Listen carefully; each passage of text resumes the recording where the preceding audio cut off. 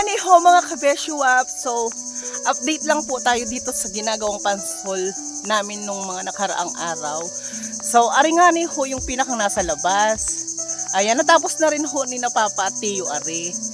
So yung pinakang nakikita nyo na yun mga kabeshuap, yun yung papasukan ng tubig galing sa labas.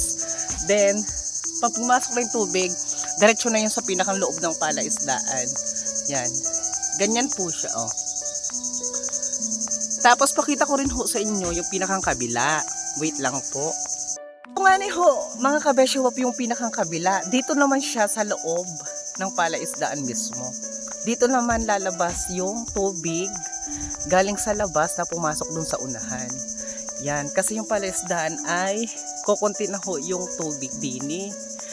Tapos summer pa, so paiga siya ng paiga. So kailangan na talaga mapasukan ito ng tubig. Yun lang po ang update natin. Bukas po ay may vlog po tayo about dito sa pagpapasok ng tubig din sa loob ng palaisdaan. So yun lang po, maraming salamat.